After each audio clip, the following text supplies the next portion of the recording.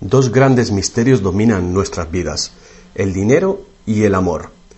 ¿Qué es el amor? Es una cuestión que ha sido largamente explorada en libros, en canciones, en películas y en televisión. Pero no se puede decir lo mismo sobre la cuestión de qué es el dinero. No es de extrañar que las teorías monetarias no hayan generado ninguna película taquillera, pero que ni siquiera se haya mencionado en las escuelas es algo que debe ser analizado con detenimiento. Para muchos de nosotros, saber de dónde procede el dinero puede ayudar a afrontar el mito de la creación del dinero y la emisión del papel moneda. Lo que mucha gente cree es que el dinero lo crea el gobierno. Es cierto, pero solo hasta cierto punto. Estos metales y papeles que generalmente asociamos al dinero son, en realidad, creados por una agencia ligada al gobierno federal, llamada la Casa de la Moneda. Pero la mayor parte del dinero no es creado por ella, sino que lo crean en grandes cantidades cada día corporaciones privadas conocidas como bancos. Muchos creen que el dinero que prestan los bancos es el que han dejado en depósito sus clientes. Esto es lo que se cree, pero no es la verdad. En realidad, los bancos crean el dinero que prestan no de sus ganancias ni de los depósitos, sino directamente de la promesa de los prestatarios de devolverlo. La obligación del prestatario en un papel de préstamo incluye que debe pagar lo prestado más un interés. De lo contrario, perderá la casa, el coche o lo que sea. Es un gran compromiso por parte del prestatario. ¿Cuál es el compromiso por su parte del banco? El banco solo inventa dinero que no posee y lo escribe en la cuenta del prestatario. ¿Suena raro? Pero así es. Para demostrar cómo este milagro de la banca moderna llegó a existir, atiende a esta sencilla historia. Es el cuento de los Goldsmith. Hace un tiempo, casi cualquier cosa se utilizaba como dinero. Tan solo tenía que ser portable y suficiente gente tenía que tener fe en que después se podría intercambiar por cosas que todo el mundo valorara, como comida, ropa, ollas, conchas, piedras preciosas, semillas de coco, bonitas piedras e incluso plumas. Todas ellas fueron utilizadas como dinero. El oro y la plata eran atractivas, ligeras y fáciles de llevar, así que algunas culturas se especializaron en trabajar estos materiales. Los trabajadores del oro, los Goldsmith, recuerda este nombre, lo pudieron convertir fácilmente en monedas, estandarizando las unidades de oro en función de su peso y de la pureza, hasta certificarlas. Para proteger su oro, los Goldsmith necesitaban una caja fuerte, y pronto sus vecinos llegaron a su casa para pedirles que les alquilaran un espacio donde guardar su dinero y sus joyas. Al poco, los Goldsmith acabaron alquilando cada estantería de su caja fuerte y cada pequeña cantidad de dinero depositada se convirtió en dinero en sus manos. El tiempo pasó y los Goldsmith hicieron una inteligente observación. Los depositantes raramente volvían a recuperar físicamente su oro, y nunca todos a la vez. Esto se debía a que usaban los cheques de los Goldsmith para comprar en el mercado como si fuera el propio oro. Este dinero de papel era mucho más eficaz que las pesadas monedas, y la cantidad podía ser simplemente escrita en lugar de la laboriosa una por una de las monedas para cada transacción. Mientras tanto, los Goldsmith crearon otro negocio. Prestaban su oro introduciendo un interés. Al tiempo que su papel moneda empezaba a ser aceptado, los prestatarios comenzaron a pedir sus préstamos en forma de estos cheques en lugar del metal. Su industria se expandió mientras más y más gente les pedía guardar su oro, lo que dio a los Goldsmith una idea todavía mejor. Sabía que muy pocos de sus depositantes sacaban su oro alguna vez, así que los Goldsmith pensaron que también podrían escribir más cheques ahora en función de los cheques del oro que habían dejado los depositantes en su cámara, además del oro de los depositantes que guardaban propiamente. Así, con tal de que devolviese el oro a los depositantes que lo desearan recuperar, nadie se daría cuenta del truco. Lo que no se sabe, no se siente. Y los Goldsmith, ahora más banqueros que artesanos, hicieron un mayor negocio del que podrían haber hecho prestando únicamente su propio dinero. Durante años se hicieron un beneficio secreto fabuloso, con los intereses de los depósitos de todos sus vecinos. Pero ahora que se había hecho una prominente figura en el pueblo, se levantaron sospechas de que estaba gastando el dinero de sus depositantes y amenazaron con sacar todo su oro si Goldsmith no explicaba su repentina riqueza. Al contrario de lo que se podría pensar, esto no afectó a su fortuna. A pesar de la duplicidad patente de su truco, su idea funcionó porque los depositantes no perdieron nada de su oro. Estaba seguro en la cámara de Goldsmith. En vez de sacar su oro, los depositantes acordaron que Goldsmith, ahora convertido en su banquero, debía compartir la fortuna que habían contribuido a crear, otorgándoles un interés por su oro. Esto fue el comienzo de la banca. El banquero pagaba un pequeño interés por el depósito del dinero de otra gente que después prestaba a un interés mayor. La diferencia cubría los costes de operación del banquero y su beneficio. La lógica del sistema parecía sencilla y cubría la necesidad de las personas de crédito. Pero esta no es la manera en la que trabaja la banca hoy en día. El banquero Goldsmith no estaba del todo contento con lo que ganaba después de descontar el interés que pagaba a los depositantes, y la demanda de crédito crecía con fuerza, mientras los europeos se expandían por América. Sus préstamos estaban limitados por la cantidad de oro que permanecía en su caja. Ahí es cuando tuvo una idea todavía mejor. Como nadie sino él sabía cuánto oro había en la caja, podía hacer cheques sobre dinero que ni siquiera existía. Como los prestatarios no iban a retirar su oro con sus cheques al mismo tiempo, ¿cómo iba alguien a darse cuenta de este truco? Esta nueva cara del negocio funcionó muy bien, y el banquero se hizo inmensamente rico con los intereses de un oro que ni siquiera existía. La idea de que el banquero creaba dinero de la nada era demasiado extraordinaria para creerla. Por lo tanto, el fraude no fue descubierto por la gente durante mucho tiempo. El poder de crear dinero hizo que el banquero se sintiese prepotente, como podrás imaginar. Pero con el tiempo, la cantidad de los préstamos del banquero y su escandalosa riqueza hizo que una vez más se levantaran sospechas. Algunos clientes empezaron a reclamar su oro en lugar de la representación en papel. Los rumores se propagaron y todos los demás depositantes acudieron reclamando su oro. El juego se acabó. La marea de propietarios de cheques intentando recuperar su oro creó largas colas, y el banquero no tenía oro y plata suficiente para devolver a sus legítimos propietarios. Esto se llama el pánico de los ahorradores, y es lo que todo banquero teme que suceda. Este fenómeno puede suceder en un determinado banco, pero afecta a la confianza del público en todos los demás banqueros.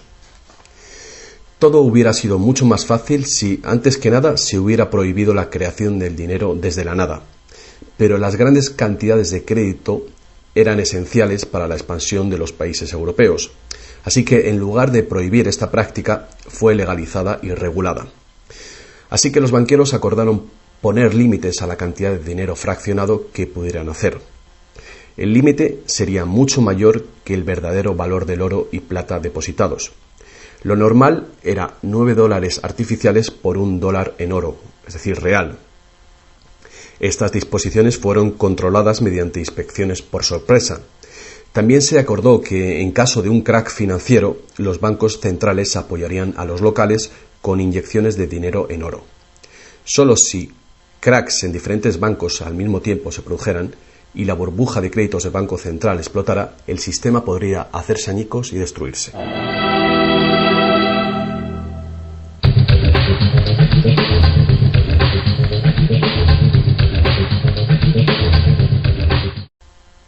A lo largo de los años, el dinero fraccionado y su sistema integrado por un banco central regulador se ha convertido en el sistema bancario dirigente del mundo.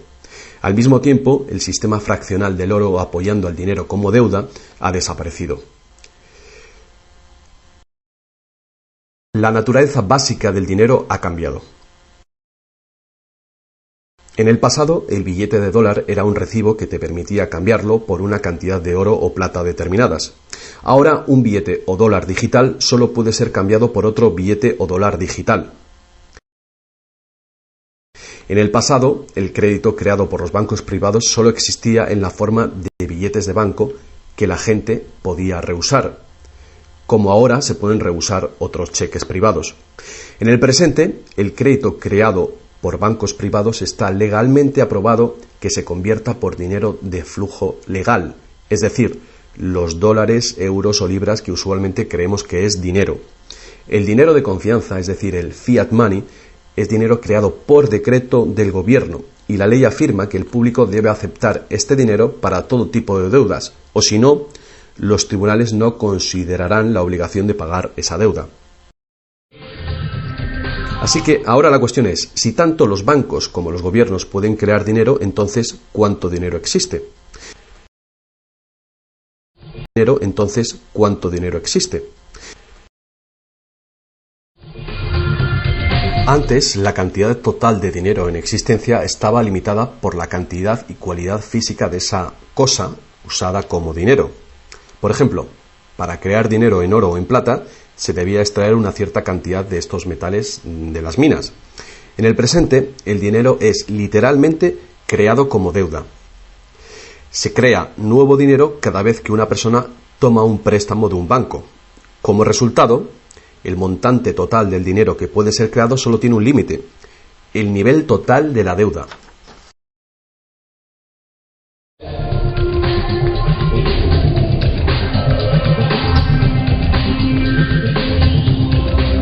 Y los gobiernos ponen una disposición adicional para limitar la creación de dinero, imponiendo reglas conocidas como requerimientos fraccionales de la reserva.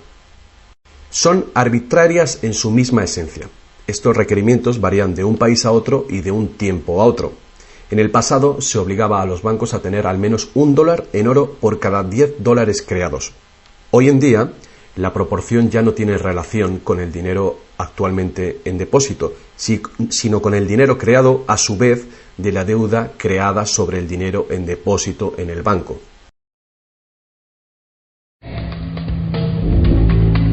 Actualmente, las reservas de un banco consisten de dos cosas: la cantidad del dinero del Estado o equivalente más la cantidad existente de dinero deuda que el banco tiene en depósito. Para ilustrar esto de una manera simple, imaginemos que ha abierto un banco nuevo y todavía no tiene depósitos. Los inversores en este banco han hecho un depósito de $1.111,12. Este es el dinero existente en el Banco Central, que llamaremos principal. La proporción de dinero en reserva es de 9:1. Paso 1. Las puertas se abren y el banco da la bienvenida a su primer cliente. Necesita $10.000 para comprar un coche. Con la proporción de 9:1, el nuevo banco necesita que el Banco Central le permita crear 9 veces esa cantidad, o $10.000, desde la base de la deuda contraída por la solicitud de préstamo del cliente. Esos $10.000 no se sacan de ningún lado. Es nuevo dinero simplemente tecleado en un ordenador como crédito del banco en la cuenta del cliente. El cliente tiene que firmar ese crédito para conseguir el dinero para comprarse el coche.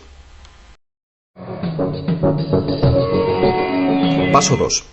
El vendedor entonces deposita estos 10.000 nuevos dólares creados en el banco.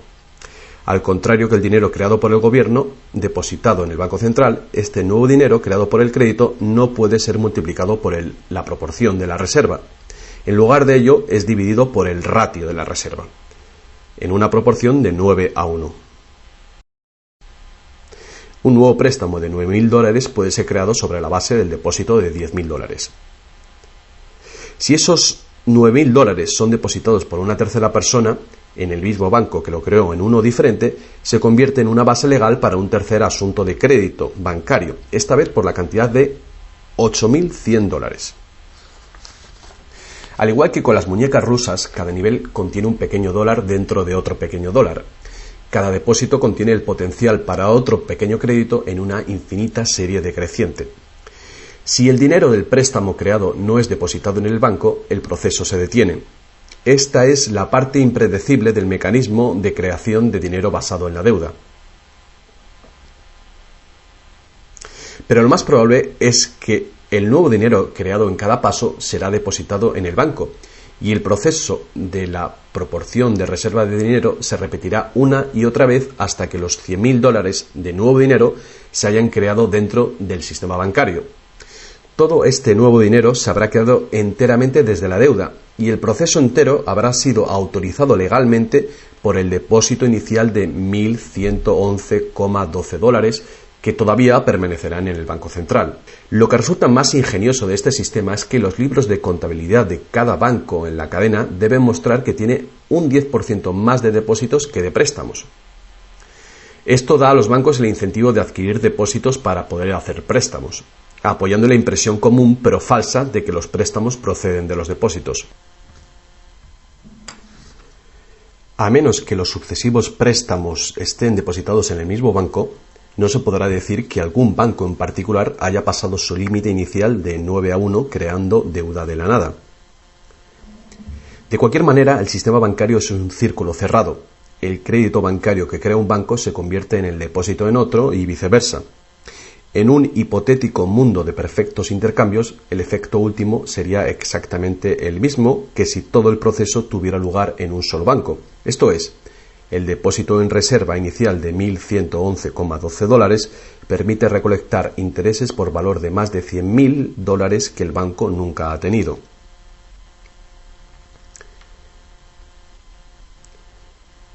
Si esto te resulta extraño, atiende esto. En tiempos recientes, como resultado de la presión de los lobbies bancarios, los requerimientos para hacer un depósito de reserva en el Banco Central prácticamente han desaparecido en la mayoría de los países. Y las proporciones de reserva pueden ser más altas que 9-1. Para algunas cuentas, 20-1 y para otras 30-1 son comunes. E incluso más recientemente, usando tarifas para los préstamos y así aumentar los ratios de requerimientos de reservas de los clientes, los bancos ahora han encontrado una manera de eludir las limitaciones de los requerimientos de la reserva fraccionaria por completo. Así que cuando las reglas son complejas, el sentido común real es bastante simple. Los bancos pueden crear tanto dinero como nosotros podemos pedir prestado.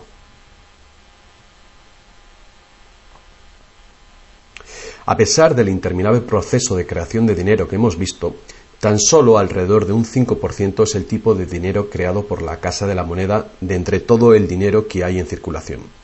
Más del 95% de todo el dinero en el mercado hoy ha sido creado por alguien firmando una solicitud de endeudamiento con un banco.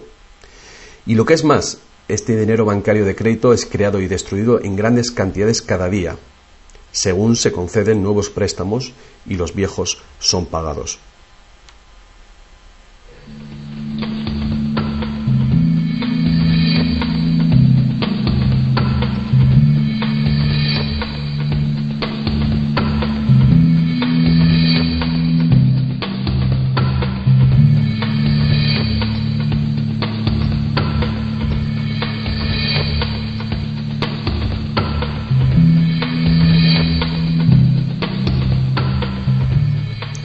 Los bancos solo pueden ejecutar este sistema del dinero con la participación activa del gobierno. Primero, porque los gobiernos emiten leyes de divisas para hacer legal la moneda de confianza nacional, el fiat money.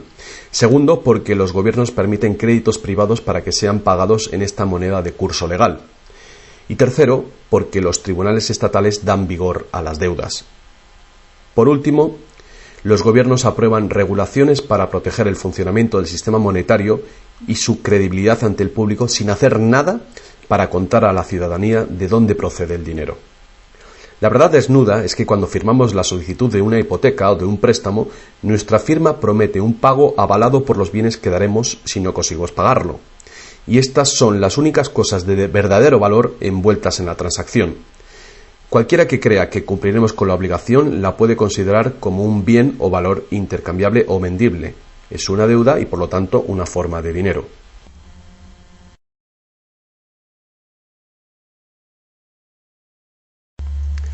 Es el dinero que el prestatario intercambia por lo que el banquero llama préstamo.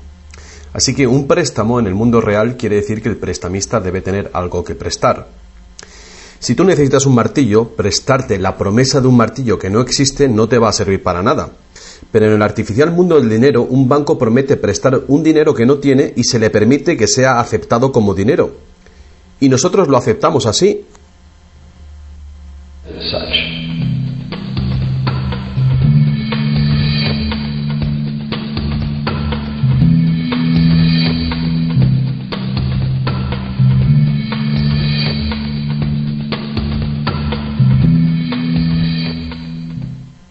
Una vez que el prestatario firma la solicitud de préstamo, el banco lo consigna como una transacción en su ordenador, con unas cuantas claves, escribiendo una deuda del prestatario con el banco. Desde el punto de vista del cliente, se convierte en un préstamo de dinero en su cuenta, porque el gobierno permite que esta deuda del banco con el cliente se convierta en dinero gubernamental de confianza, el fiat money, que todo el mundo prestatario con el banco. Desde el punto de vista del cliente, se convierte en un préstamo de dinero en su cuenta, porque el gobierno permite que esta deuda del banco con el cliente se convierta en dinero gubernamental de confianza, el fiat money, que todo el mundo tiene que aceptar como dinero. Otra vez, la verdad básica es muy sencilla. Sin el documento que el prestatario firma, el banquero no tendría nada que prestar. ¿Alguna vez te has preguntado cómo todas las instituciones, el gobierno, las corporaciones, los pequeños negocios, las familias, pueden estar todos en deuda al mismo tiempo y por esas cantidades tan astronómicas? ¿Alguna vez te has preguntado cómo puede haber tanto dinero al mismo tiempo para prestar? Bien, ahora ya lo sabes. No lo hay.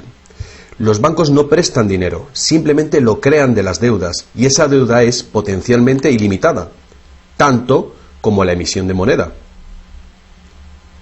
Y la situación opuesta también es verdadera. ¿No es asombroso que a pesar de la increíble riqueza de recursos, de innovaciones y productividad que nos rodean, casi todos, desde los gobiernos hasta las compañías y los individuos, estén en graves deudas con los banqueros? Si la gente se parara a pensar cómo esto puede suceder, ¿cómo puede ser que la gente que produce la verdadera riqueza en el mundo estén en deuda con aquellos que únicamente prestan el dinero que representa la riqueza? Todavía más alucinante es que una vez que te das cuenta de que el dinero en realidad es deuda, nos damos cuenta de que si no hubiera deuda, no habría dinero.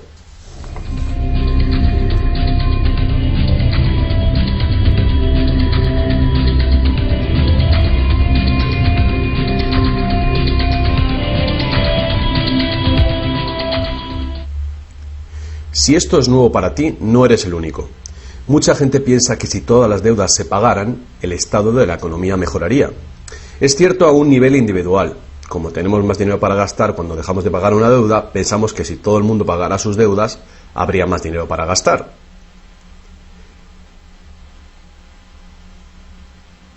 Pero la verdad es justamente la contraria. No habría dinero de ningún tipo.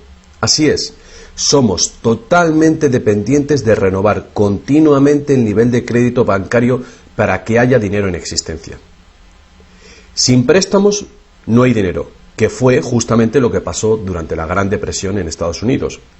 El suministro de dinero se cortó drásticamente, al tiempo que los suministros de préstamos se cortaban.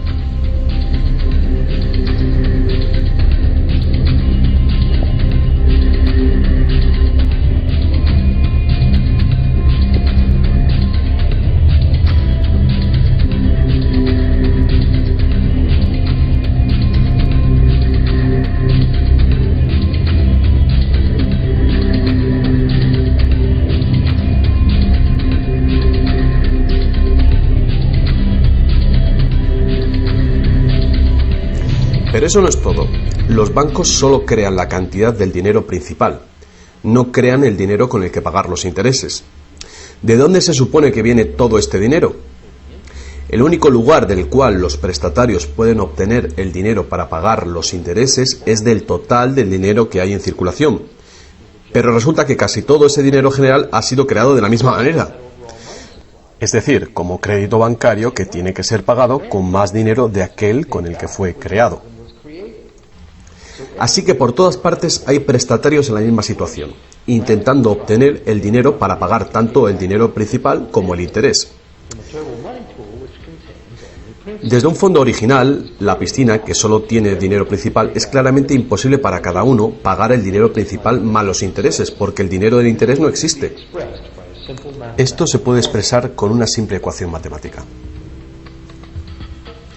El gran problema aquí es que en caso de préstamos de largo plazo como hipotecas y deuda pública, el interés total excede mucho al dinero principal. Así que, a menos que un montón de nuevo dinero sea creado para pagar los intereses, es decir, un gran número de nuevas hipotecas, no podrá funcionar la economía.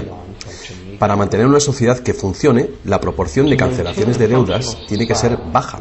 Así que para conseguir esto, más y más dinero deuda tiene que ser creado para satisfacer la demanda de dinero con el fin de servir el interés de la deuda previa. Pero por supuesto, esto hace que el nivel de la deuda sea todavía mayor y que más intereses tengan que ser pagados, resultando en una escalable e imparable espiral de endeudamiento.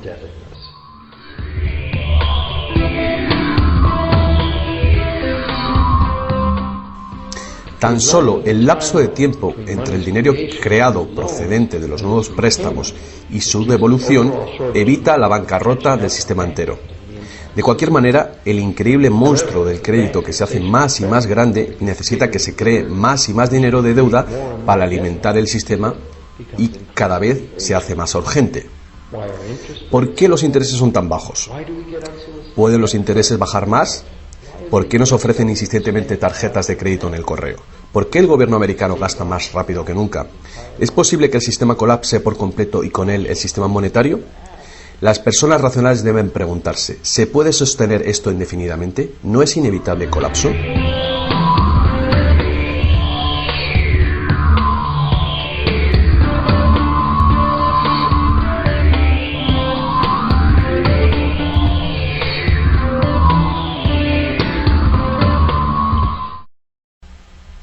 El dinero facilita la producción y el intercambio de bienes. Cuando el suministro de dinero se incrementa, el dinero se convierte progresivamente en menos valioso, a menos que el volumen de intercambios y de suministro de dinero crezcan en la misma proporción. Hasta que nos damos cuenta de esto, cuando escuchamos que la economía crece a un 3% por año, creemos que lo hace en una constante regular, pero no es así. El 3% de este año representa un 3% más de intercambio de bienes y servicios que hace un año, porque es un 3% del nuevo total.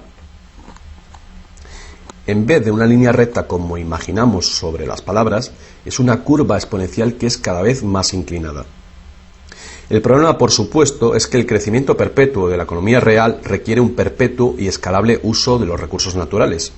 Más y más cosas tienen que ir desde los recursos naturales hasta los basureros cada año para evitar que el sistema colapse. ¿Qué podemos hacer ante esta terrorífica situación? Una cosa, necesitamos un nuevo concepto del dinero. Es tiempo de que más gente se pregunte a sí misma y a sus gobiernos 4 preguntas muy simples. A lo largo del mundo, los gobiernos piden prestado dinero con interés a los bancos privados. La deuda del gobierno es un componente principal dentro de la deuda total. El pago de esos intereses hace que el gobierno tenga que cargar a los ciudadanos con más impuestos.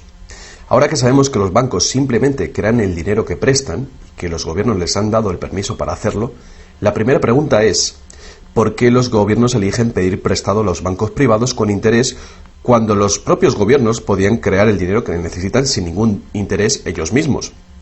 Y la segunda gran cuestión es: ¿por qué se crea dinero como deuda? ¿Por qué no se crea dinero que circule permanentemente y que no tenga que ser represtado con intereses para existir? La tercera: ¿cómo puede un sistema monetario funcionar solamente con un crecimiento perpetuo y acelerado y poderse considerar una economía sostenible? ¿No es lógico que el crecimiento perpetuo y acelerado y la sostenibilidad sean incompatibles? Y finalmente, ¿qué es lo que hace que nuestro sistema económico sea tan dependiente del crecimiento perpetuo? ¿Qué es lo que necesitamos crear para que nuestra economía sea sostenible? Hubo un tiempo en el que cargar con interés al préstamo se llamaba usura y era susceptible de severas penas, incluida la muerte.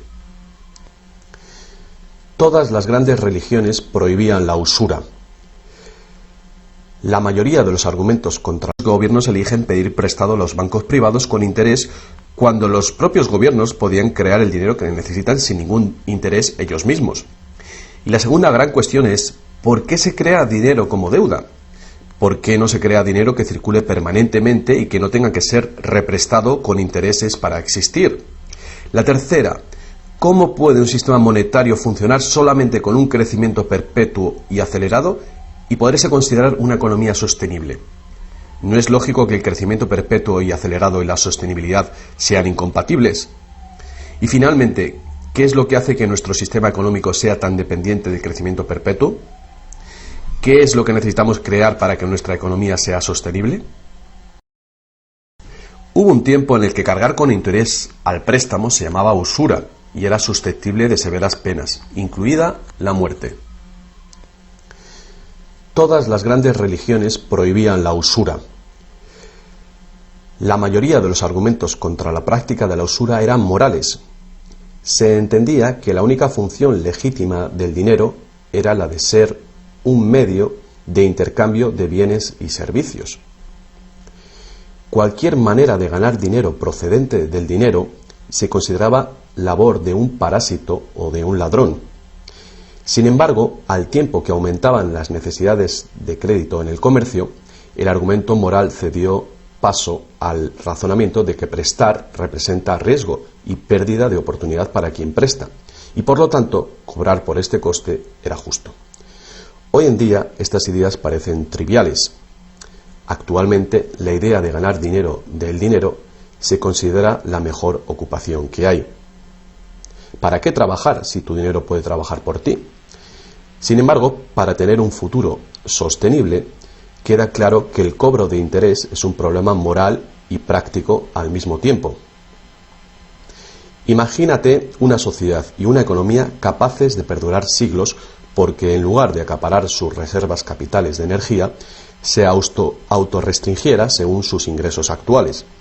Ya no cosecharía más madera que crezca en el mismo periodo. Toda la energía sería renovable, solar, eólica, gravitatoria, magnética y las demás que se descubran. La sociedad se sostendría dentro de los límites de sus recursos, ya que reutilizaría o reciclaría todo y la población se mantendría. Tal sociedad no podría existir si estuviera dependiente de un sistema monetario que a su vez depende del crecimiento acelerado perpetuo. Tal economía sostenible necesitaría un sistema monetario también capaz de sostenerse sin crecimiento. Digamos que todo el dinero en circulación se representa por este círculo. Además, imaginemos que los prestadores de dinero también tienen dinero verdadero para prestar. Pero si algunas personas dentro del sistema empiezan a prestar dinero cobrando interés por ello, entonces su parte del suministro total del dinero aumentaría. Y si siguen prestando todo el dinero que se devuelva, cobrando siempre interés por ello, ¿cuál sería el inevitable resultado? Ya sea oro, dinero confianza o de deuda, no importa, los prestadores de dinero acabarían con todo el dinero. Y después todos pasaríamos a estar en quiebra y ellos acabarían con toda la propiedad real. Solo si los beneficios de prestar dinero con interés fueran equitativamente distribuidos entre la población, se podría resolver este problema. Fuertes impuestos sobre los beneficios de los bancos podrían posibilitar este equilibrio, pero entonces no habría incentivo para los bancos. Si fuéramos capaces de liberarnos de la situación actual, podríamos imaginar la banca como un servicio social sin ánimo de lucro. Diseminando sus beneficios a la sociedad como un dividendo universal de los ciudadanos, prestando sin cobrar interés alguno.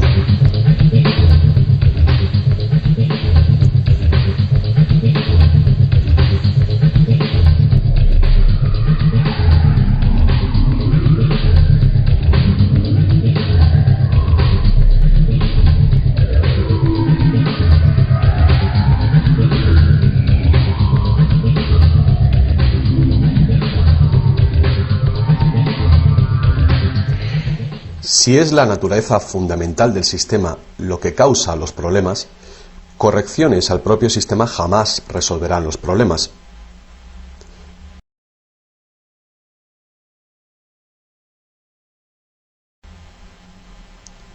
El sistema en sí debe ser reemplazado.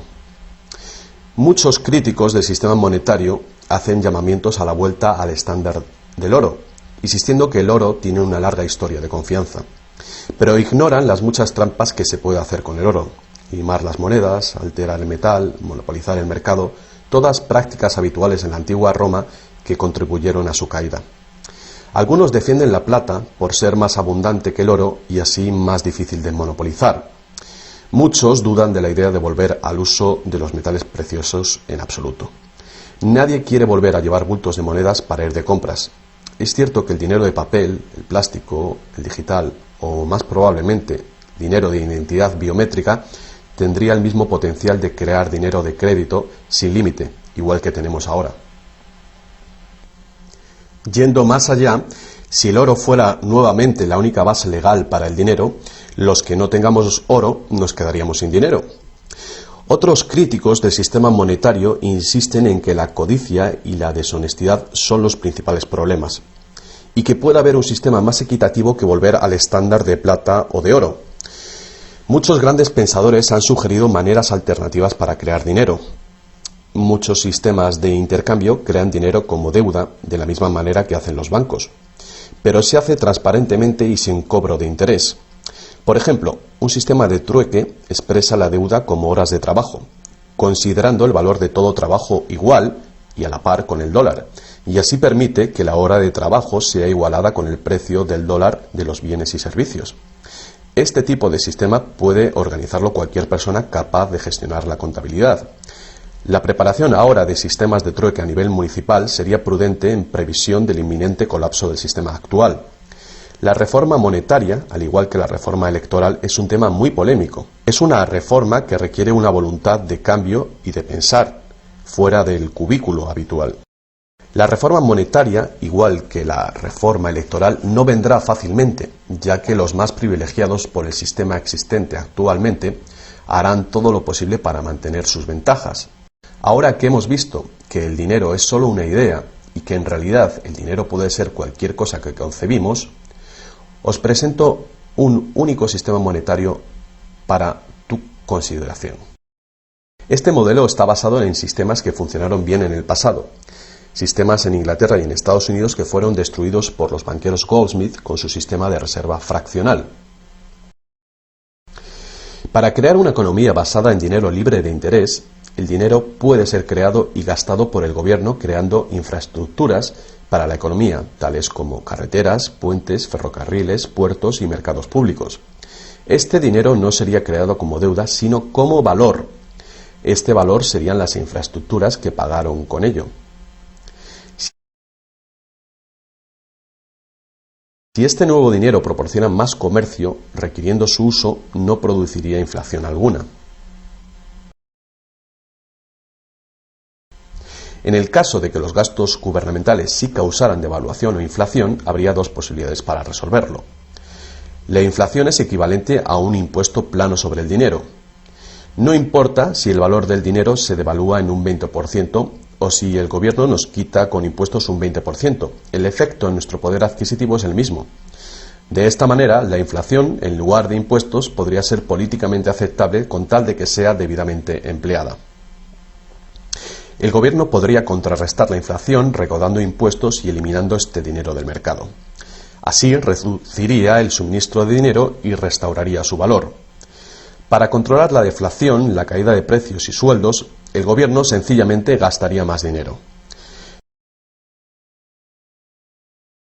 Con la ausencia de la creación de dinero de deuda, el gobierno tendría más control del suministro del dinero del país y el público sabría a quién echar la culpa.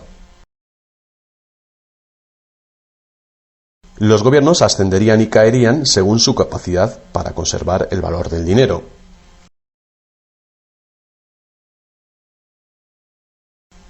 El gobierno dependería de los impuestos como ahora, pero los impuestos llegarían mucho más lejos, ya que ninguna parte de ellos se gastaría en pagar intereses a los banqueros. No podría haber ninguna deuda nacional si el gobierno sencillamente creara el dinero que necesita. Nuestro perpetuo servicio a los bancos pagando la deuda dejaría de existir, con tal de que sea debidamente empleada. El gobierno podría contrarrestar la inflación recaudando impuestos y eliminando este dinero del mercado. Así reduciría el suministro de dinero y restauraría su valor. Para controlar la deflación, la caída de precios y sueldos, el gobierno sencillamente gastaría más dinero. Con la ausencia de la creación de dinero de deuda, el gobierno tendría más control del suministro del dinero del país y el público sabría a quién echar la culpa. Los gobiernos ascenderían y caerían según su capacidad para conservar el valor del dinero.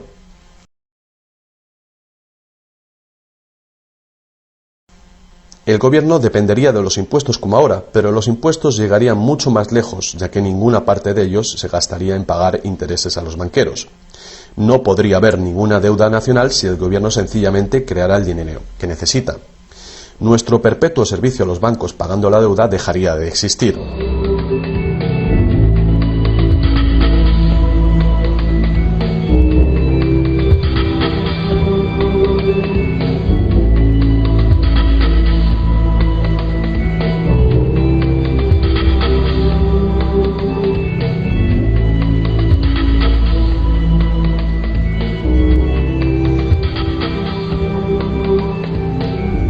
Lo que no nos han enseñado es que democracia y libertad son, de hecho, una forma ingeniosa de dictadura económica. Mientras toda nuestra sociedad dependa de un suministro de crédito bancario para sus necesidades monetarias, los banqueros serán quienes deciden quién tendrá el dinero que se necesita y quién no. And who doesn't.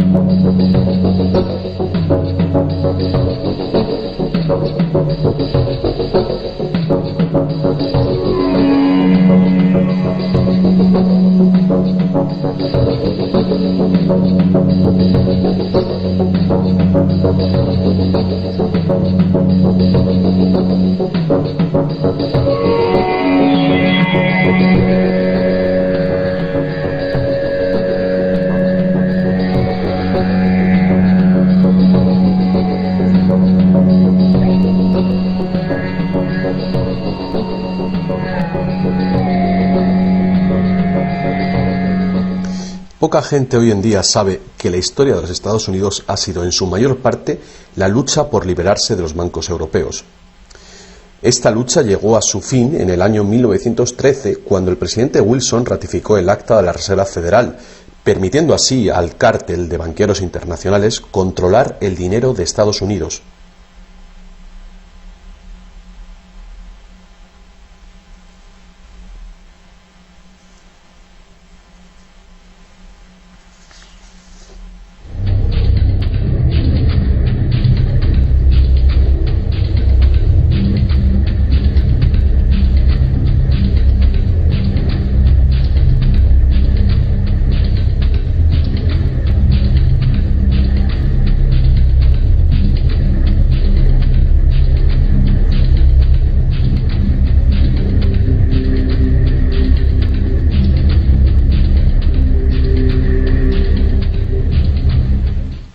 El poder de este sistema está profundamente integrado.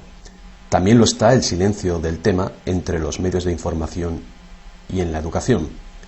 Hace años, un primer ministro canadiense hizo una encuesta entre centenares de personas, no economistas, especialistas altamente formados y personas de a pie.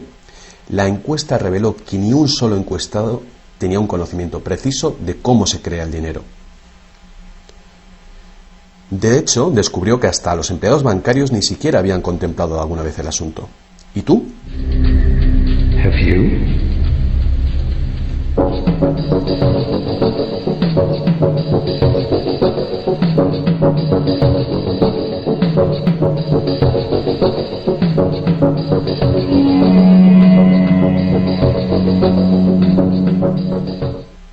El sistema moderno de dinero como deuda nació hace más de 300 años, cuando un decreto real otorgó al primer Banco de Inglaterra el poder de emitir recibos de oro fraccionales con un modesto porcentaje de 2:1.